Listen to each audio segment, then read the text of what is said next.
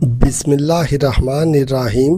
अस्सलामुअलैकुम फ्रेंड्स, मैं हूं ज़ेब और आप देख रहे हैं traveller 777। Welcome to our YouTube channel. तो फ्रेंड्स, आज मैं इस वक्त हूं ओलियाऊ में। ये ओलियाऊ जो है ये प्रोविंस अलगार जो है वहाँ पे आता है। और मैंने फारो एयरपोर्ट पे लैंड किया था, फिर उसके बाद मैं निकला एयरपोर्ट से बाहर। तो मैंने कहा चले, मैंने तो खुद यहाँ पे आया हूँ कुछ दिनों के लिए, तो मैंने कहा चले जैसा कि मैंने आपको बताया कि मैं ओलियाऊ में हूँ, तो मैंने कहा थोड़ा सा खुद भी विज़िट करूँगा और ओलियाऊ सिटी का, उसके बाद आपको इसके अराउंड का जो एरिया है वो भी दिखाऊँगा। तो ओलियाऊ आपको पता है बेसिकली साउथ पुर्तगाल में आता है। तो साउथ साइड पे अगर आप आएंगे या अगर आप प्लान कर रहे हैं तो समर यहाँ पे थोड़ा हॉट होता है, इसमें कोई शक नहीं। और विंटर में जो है वो यहाँ पे जो ठंड होती है वो बड़ी ड्राई किस्म की ठंड होती है, तो वो भी ज़्यादा हो जाती है। उसके दो तीन रीज़न हैं। एक तो यह है कि साथ में बीच लगता है। यहाँ पे आपको पता है कि पुर्तगाल में जो है बीच हैं वो बहुत ज़्यादा है, बड़े खूबसूरत बीच हैं। और ये ओलियाऊ बिल्कुल बीच के ऊपर है। जिस तरफ से भी आप निकलेंगे, कहीं भी आपने अगर अपना होटल लिया हुआ है, जहाँ पर भी आपने स्टे किया है, तो जब आप अपने होटल से बाहर निकलेंगे तो 2-4-5 मिनट की ड्राइव पे ही आपको बीच मिल जाता है। तो इसलिए, क्योंकि ये इतना बड़ा भी नहीं है ओलियाऊ, लेकिन ये है कि एक खूबसूरत प्लेस है। इससे पहले भी मैंने ऑलरेडी विज़िट किया हुआ है, लेकिन जब पहले आया था उस वक्त मैं जो है बहुत पीक पे थी यहाँ पे गर्मी, तो समर में आया था। तो अभी दोबारा भी आया हूँ, लेकिन अभी जो है पहले जितनी गर्मी तो नहीं है, लेकिन ये है कि अभी भी वेदर जो है वो डिफरेंट है। तो इसलिए तो साथ में आप भी रहिएगा, और साथ में आपको मैं जहाँ जाऊँगा, जिस तरफ भी जाऊँगा, जहाँ मैं खुद जो है ड्राइव करके गया या वैसे वॉक की, तो आपको साथ में खुद भी चीज़ें दिखाता जाऊँगा। तो ये यहाँ पे मैं आया था, मैंने कहा चले थोड़ा यहाँ से खाना खा के निकलते हैं, उसके बाद फिर आपको अगले जो साथ में दूसरी जगह हैं उनका भी विज़िट कराऊँगा। तो बेसिकली ये जो है ओलियाऊ का डाउनटाउन है। तो अगर आप आएंगे तो आप यहाँ पे, आप जब आएंगे आपको मज़ा आएगा। और यहाँ पे जो मज़े की बात है वो ये है कि मकामी लोग तो हैं यहाँ के, और इस जगह पे ज़्यादातर जो है वो टूरिस्ट बहुत आता है। और साउथ साइड के ऊपर अगर आप देखेंगे तो यहाँ पर बहुत ज़्यादा जो है वो इंग्लिश लोग हैं, जो वो यहाँ पे आके जो है वो आबाद हुए हैं। और उसमें काफ़ी मोस्टली वो लोग हैं यहाँ पे जो लोग रिटायर्ड हैं, पेंशनर लोग हैं। तो उन लोगों ने यहाँ पे आके अपने प्रॉपर्टी खरीदी है, कार खरीदी है, तो इसलिए वो लोग जहाँ पे जो है वो रहते हैं। अभी क्योंकि मैं यहाँ पे आया था, गुजर रहा था, ये मेरा बेसिकली नेक्स्ट डे है, तो मैं उठा तो मेरे पास इतना टाइम नहीं था। मैंने कहा चले फाइंड आउट करते हैं। एक प्लेस देखा यहाँ पे, वो एक कॉफ़ी शॉप थी, तो मैंने कहा यहाँ से थोड़ा ब्रेकफास्ट करके निकलते हैं, और साथ में आपको जो है फिर इसके बाद मैं जहाँ भी जाऊँगा रास्ते में बाकी चीज़ें भी आपको अपने साथ दिखाता जाऊँगा। तो इसलिए मैंने कहा ज़रा दिन का आगाज़ थोड़ा अच्छे तरीके से कर लें, तो फिर यहाँ से निकलते हैं। और साथ में आपको जो है वो थोड़ा बाहर जाने का प्लान है मेरा, लेकिन इतना लंबा चौड़ा प्लान है नहीं एग्जैक्टली। तो देखता हूँ, क्योंकि मैं यहाँ से निकल के जो है थोड़ा आगे जाऊँगा, एक जगह है और उस जगह पे एक शॉपिंग सेंटर है, तो मेरा प्लान है वहाँ पे जाने का। तो शॉपिंग तो थोड़ी करूँगा ही, साथ में यह है कि आपको भी थोड़ा सा मैं जो है दिखाते जाऊँगा, तो आप साथ में रहिएगा।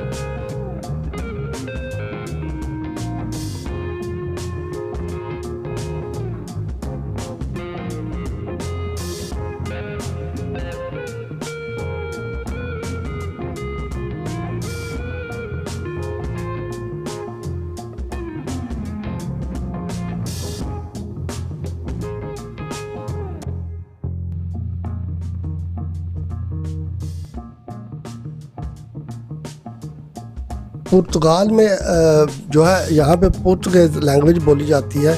और जैसा कि मैंने बताया कि ये साउथ साइड है, तो यहाँ पर जो है वो इंग्लिश आपको मिल जाती है, क्योंकि उसकी वजह यह है कि ये टूरिस्ट प्लेस है। तो जो भी टूरिस्ट एरिया होगा वहाँ पे डेफिनेटली आपको जो अगर आप किसी शॉप पे जाते हैं या कहीं आप खाना खाने जाते हैं, तो वहाँ पर आपको इंग्लिश स्पीकर मिल जाते हैं। और मोस्टली यहाँ पर जो है मैंने देखा है कि काफ़ी ज़्यादा फॉरेनर्स हैं जिन्होंने अपने यहाँ पे रेस्टोरेंट, टेक अवे जो है वो बनाए हुए हैं, शॉप्स बनाई हुई हैं। और अच्छी बात है, यानी फॉरेनर जो है वो एक स्ट्रगल करते हैं, आके अपनी मेहनत करते हैं, तो उनको अपनी मेहनत का फल भी मिलता है। उनकी टाइमिंग जो है फॉरेनर्स की वो भी एक नॉर्मल जो मकामी लोग हैं उनसे ज़्यादा होती है। तो ज़्यादा आवर काम करते हैं, तो इसलिए फिर ये है कि वो सेटल डाउन भी हो जाते हैं। जो मकामी लोग होते हैं उनका तो अपना घर है, उनको तो पता है भाई उनकी टाइमिंग है, अपनी फैमिली को टाइम देना है, अपने वो जितना भी उनके 8 घंटे काम करना है उन्होंने चले जाना होता है। और जो फॉरेनर्स होते हैं वो किसी भी कंट्री में हो, नॉट इवन के पुर्तगाल, आप किसी भी कंट्री में जाके देख लें, जो फॉरेनर्स हैं वो जो है वो ज़्यादा काम करते हैं बनिस्बत मकामी लोगों के। तो इसलिए बाकी ये जो है ये यहाँ पे मैं आया तो मैंने देखा ये एक स्टैचू है जो बड़ा खूबसूरत बना हुआ है, तो मैंने कहा चले हम भी अपना एक वीडियो क्लिप इसके साथ बना लेते हैं। बाद में इसने तो कहीं जाना नहीं है, हम ही ने चले जाना, तो मुझसे पहले पता नहीं कितने हज़ारों लोग आए होंगे, वो उन्होंने भी इसको बोला होगा कि कहीं जाना है, तो ये तो कहीं नहीं गई। तो मैंने पूछा भी नहीं, मुझे पता था कि इसने तो जाना नहीं है, ज़्यादा मैंने इसको छोड़ दिया। तो मैंने कहा हम खुद ही निकल जाते हैं क्योंकि इसका तो प्लान नहीं है जाने का, ये यहीं पर रहती है। तो ये बिल्कुल जहाँ पे मैं आया हूँ तो बिल्कुल सामने आप देख सकते हैं वो समंदर भी है, तो यहाँ से सिर्फ आपने रोड क्रॉस करना है। तो यहाँ पे एक मैंने शॉप देखी, मैंने कहा चलें कुछ सोवेनिर जो है वो भी ख़रीद लेते हैं यहीं से।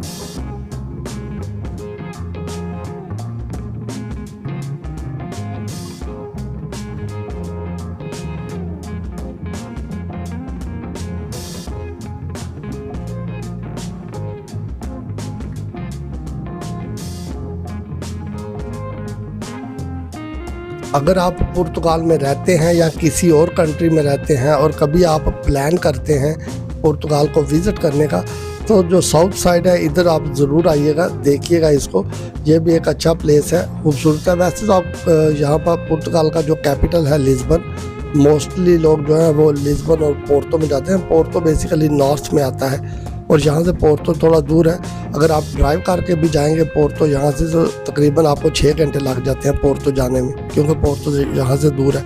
लिस्बन जो है वो तकरीबन आपको 2 घंटे की ड्राइव पे जो है आप लिस्बन चले जाएंगे, तो इसलिए मैंने बोला। लेकिन यह है कि अगर आपका प्लान बने आप इस तरफ ज़रूर आइएगा। वैसे तो पुर्तगाल सारे का सारा ही बड़ा खूबसूरत है, पुर्तगाल लोग बड़े अच्छे हैं, बड़े मिलनसाज लोग हैं और नेचुरल ब्यूटी बहुत है पुर्तगाल में। अगर आप नेचुरल ब्यूटी को एक्सप्लोर करना चाहते हैं तो फिर आप पुर्तगाल को अपनी जो है लिस्ट में टॉप पे रखें जब भी आपका प्लान बने। इसके लिए ज़रूरी नहीं है कि आप जो है इस आ जाएं कल या नेक्स्ट वीक, जब भी आपके पास प्लान हो तो आप आ जाएं, या हॉलीडेज प्लान कर रहे हैं तो पुर्तगाल को भी आप लिस्ट में रखिएगा ताकि एटलीस्ट आप पुर्तगाल का विज़िट कीजिएगा। और अफोर्डेबल भी है, स्पेशली जब आप अब्रॉड से आएंगे यहाँ पे तो आपके लिए थोड़ा अफोर्डेबल होगा। हाँ, जो लोग पुर्तगाल में रहते हैं उनका थोड़ा तरीक़ाकार डिफरेंट है, क्योंकि उन लोगों ने अपने हिसाब से चलना होता है। तो चलते चलते मेरे सामने देखा तो ये फ़िश मार्केट थी, मैंने कहा फ़िश मार्केट का विज़िट करते हैं। तो ये यहाँ की जो है बड़ी फ़िश मार्केट है, तो आप भी देख सकते हैं। और जो टूरिस्ट फ़िश मार्केट के अंदर भी हैं, आप देख भी सकते हैं, यहाँ पे बैकपैक डाले हुए हैं उन्होंने, पता नहीं उन्होंने शॉपिंग करनी है यहाँ से या नहीं। और मैं तो नहीं यहाँ से कुछ ख़रीदूँगा, क्योंकि मैं तो होटल में रुका हुआ हूँ, मैंने ये फ़िश लेके जाके कहाँ पे जो है कुक करनी है, तो इसलिए मैंने कहा चले इसका विज़िट करते हैं, थोड़ा फ्रेश फ़िश जो है वो देखते हैं।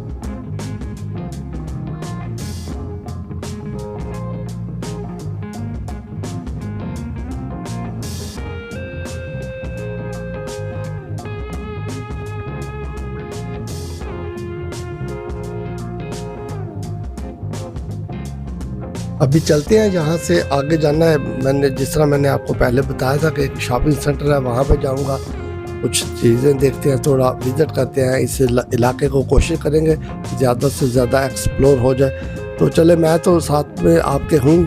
और यह है कि बाकी जो हमारे राउंड में जो चीज़ें हैं यहाँ पर, जो यानी कि जगह होंगी, वहाँ पे जाएंगे, आपको थोड़ा दिखाएंगे भी। एटलीस्ट यह है कि उससे मैं भी चले देखूँगा और आप भी देखना, तो इसलिए जो है वो ज़्यादा बेहतर हो जाए।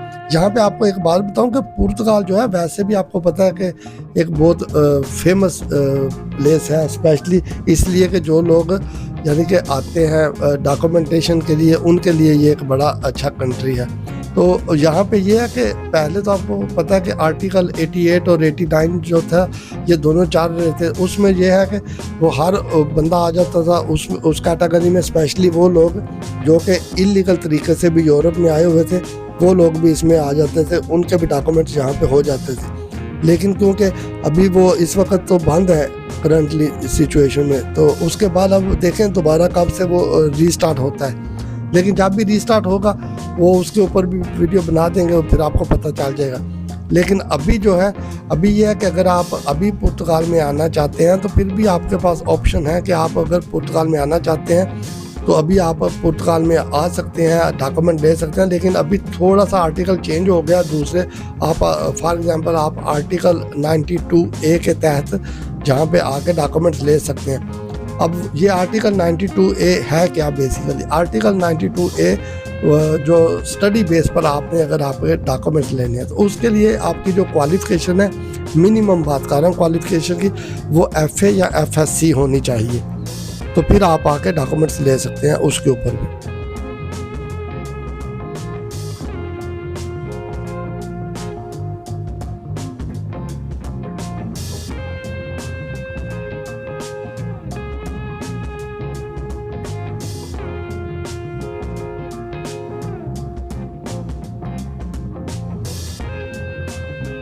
और जैसा कि मैं आपको बता रहा था कि आर्टिकल 92A यानी कि स्टडी बेस पर आप आके डॉक्यूमेंट्स ले सकते हैं पुर्तगाल में। तो उसमें यह होगा कि जब आप आएंगे, आप शेंजन के किसी भी कंट्री में आएँ, उसके लिए कोई शर्त नहीं है कि आप पुर्तगाल में आएँ। जिस भी कंट्री में आप लैंड करेंगे उसके बाद आपका वीज़े की वैलिडिटी जो है उसी के दौरान आपने पुर्तगाल में आ जाना है। और पुर्तगाल में आने से पहले या पुर्तगाल में आके आप जो है ऑनलाइन यूनिवर्सिटी जो है वो सर्च कर लें। तो उससे आपको ये फ़ायदा होगा, जब यूनिवर्सिटी आप सर्च करेंगी तो उसमें ये होगा कि आपको एक तो कोर्स वगैरह नज़र आ जाएंगे कि आपने क्या कोर्स करना है, क्या स्टडी करनी है। कोर्स असल में क्या होता है, बंदे ने जिस तरह के आप देख लें जो जिसकी ट्यूशन फ़ीस कम होगी तो आप वो वाला जो कोर्स है वो आप सिलेक्ट कर लें। अभी आगे आइसक्रीम, तो मैं थोड़ी आइसक्रीम खा लूँ, फिर मैं आगे आपको इसके बारे में थोड़ा बताता हूँ। ये वैसे तो अभी आपको पता है कि समर सीज़न चल रहा है, तो समर में अगर बंदा आइसक्रीम ना खाए, एंजॉय ना करे आइसक्रीम के साथ, तो मज़ा नहीं आएगा। तो इसलिए, और मेरी फेवरेट आइसक्रीम है वो तो मैं यहाँ से खाऊंगा ही, ठीक है। तो ये, लेकिन मैं आपको बता दूं कि मेरी जो फेवरेट आइसक्रीम है वो बेसिकली जो है स्ट्रॉबेरी और वनीला है। मैं तो वो बड़े शौक से खाता हूँ, कभी कभी मैंगो वाली भी ट्राई लगा लेता हूँ। लेकिन आप जो है कमेंट सेक्शन में ये ज़रूर बताना प्लीज़ कि आपकी फेवरेट कौन सी है और आप कौन सी आइसक्रीम बड़े मज़े से खाते हैं। तो इसलिए यहाँ पे आपको बात बताऊँ, मैं अभी आइसक्रीम लेने के लिए गया तो मैं, वो लड़की थी, मैंने उसको वैसे ही पूछ लिया तो उसने बताया कि मैंने समझा शायद यहीं की है, यानी कि अलगार्व यानी साउथ साइड की है। तो उसने बोला कि वो साउथ पुर्तगाल की है, नहीं है वो नॉर्थ की है, यानी वो पोर्तो से आती है। अब पोर्तो, जैसा कि मैंने आपको बताया कि पोर्तो अगर आप यहाँ से जाएंगे तो फ़्लाइट से आपको 1 घंटा 5 मिनट की फ़्लाइट है, और अगर आप बाय रोड ड्राइव करके जाएंगे तो तकरीबन 6 घंटे लगते हैं पोर्तो जाने के लिए। तो इसलिए लेकिन वो कहती है कि वो यहीं पे रहती है। अब क्योंकि यूरोपियन लोग हैं, उनकी अपनी एक लाइफ है, तो वो कहती है कि उसको ये इलाका पसंद है, वो यहीं पे जॉब करती है और 2-3 वीक के बाद घर चली जाती है। तो टिकट अगर कभी चीप लगी होती है तो वो देखती रहती है। तो वो कहती है फिर मैं टिकट लेके चली जाती हूँ 1-2 दिन के लिए, तो फिर वापस आ जाती हूँ। लेकिन वो काम यहीं पर करती है, इधर इसी इलाके में।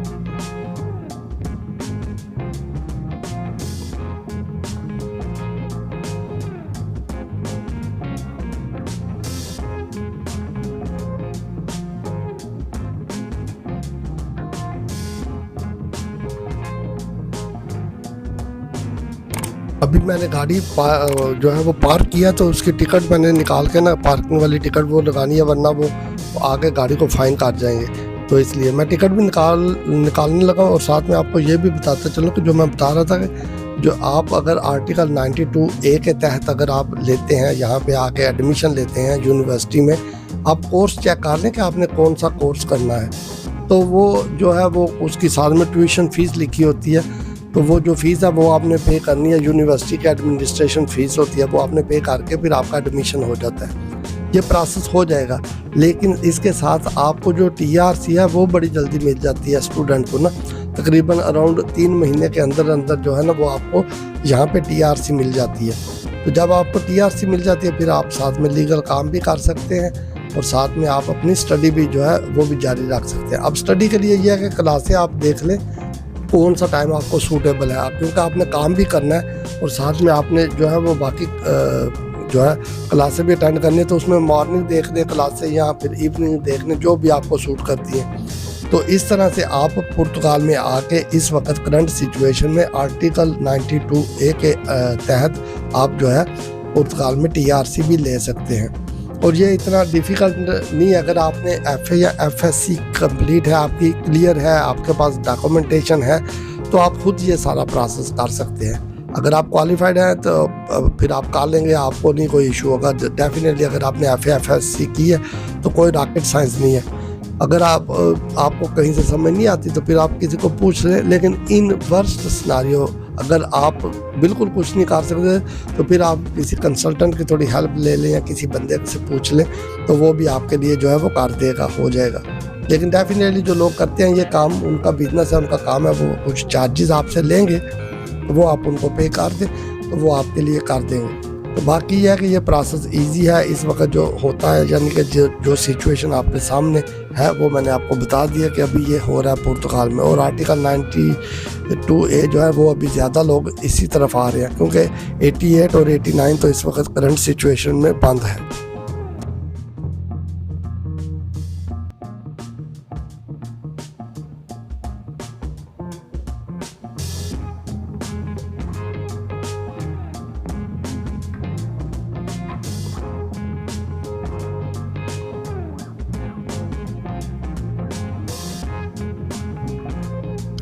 ये अभी आप जो है ये मेरे सामने देख सकते हैं, जो रोड के अपोजिट है। मैं फिर आपको दोबारा दिखा देता हूँ कि ये बेसिकली यहाँ की जो है लोकल मार्केट है। और लोकल मार्केट भी आप इसको आप कह सकते हैं मार्केट। ये बेसिकली जो है ये जो कौंसिल होती है उनकी तरफ से ये मार्केट है, यानी कि जो सरकारी तौर पे होती है। तो ये यहाँ पे अंदर यानी मैं नहीं किया, क्योंकि मैंने जैसा आपको पहले बताया था कि मैंने कुछ लेना नहीं है, खरीदना नहीं है, तो इसलिए फिर मैंने बाहर से उसको कैप्चर करके मैं वहाँ से आगे चला गया, मूव ऑन हो गया। तो आप देख सकते हैं इस वक्त यानी कि समर है, डेफिनेटली थोड़ा मौसम जो है वो भी थोड़ा गर्म है। तो लेकिन ये है कि अभी लोग फिर भी बाहर एंजॉय कर रहे हैं, घूम रहे हैं। तो मैंने ये देखा कि ये अकेली बैठी हुई थी बेचारी, तो मैंने कहा चले इनसे थोड़ी गपशप लगाते हैं। मैं गया बात करने के लिए, लेकिन इन्होंने कोई बात नहीं की। तो बाद में मुझे समझ आई कि ये तो स्टैचू है और स्टैचू तो बात नहीं करते। फिर मैंने कहा चले इनकी मर्ज़ी है। तो उनको मैंने बोला कि आप चले, आप मज़े करें, हम बैठ कर तस्वीर बना लेते हैं आपके साथ, आप फेमस हो जाएंगी, हम चलते हैं। वो कहती है आप जाओ, आपसे पहले भी बड़े लोग आए हैं। तो सारे के सारे ऐसी बातें करते। फिर मैं भी यहाँ से निकल गया। मैंने कहा ठीक है। अब ये बात आपको बता दूं कि यहाँ पे ये जो आप सामने ये देख रहे हैं, ये यानी कि ये बेसिकली यहाँ के पुर्तगाल के जो एक बड़े आर्किटेक्ट थे, जिन्होंने पुर्तगाल में बहुत अच्छे यानी कि वो यहाँ पे बिल्डिंग जो थी उनके नक्शे बनाए हैं। तो ये भी इन्होंने बनाया और इनकी याद में ही इन्होंने ये जो है यहाँ पे लगा दिया है। तो साथ में इनका नाम भी ऊपर मेंशन कर दिया उन्होंने और उनकी तस्वीर भी लगा दिया। लेकिन पुर्तगाल में जो बड़े यानी कि सरकारी जो बिल्डिंगें हैं, उनका जो बड़ा आर्किटेक्ट सिस्टम जितना भी, वो भी इन्होंने बनाया। और पुर्तगाल के पोर्तो शहर में जो काजा दा मूजिका है, वो भी इन्होंने ही उसको जो है वो उसका आर्किटेक्ट सारा इन्होंने ही कंप्लीट किया है। तो इसलिए तो लोग ज़ाहिर है अपने सासे को या अपने जो हीरोज़ होते हैं उनको भूलते नहीं हैं। तो ज़ाहिर है ये जो कौमें होती हैं उन्हीं की पहचान होती है। जो अच्छी और ज़िंदा कौमें जो है वो अपने हीरोज़ को कभी नहीं भूलती। तो इनका भी ये हीरो था, इन्होंने इसको भी यहीं पे जो है ना वो इसका नाम मेंशन कर दिया। चले फ्रेंड्स, अभी मैं वीडियो तो कंटिन्यू चाह रही है, ये बहुत लंबी हो रही है। मैं इसके अगले पार्ट में आपको दोबारा मिलूँगा। प्लेन तो आ गया, ये जा रहा है, लेकिन मेरा नहीं है। फिर मिलेंगे। अल्लाह हाफिज़।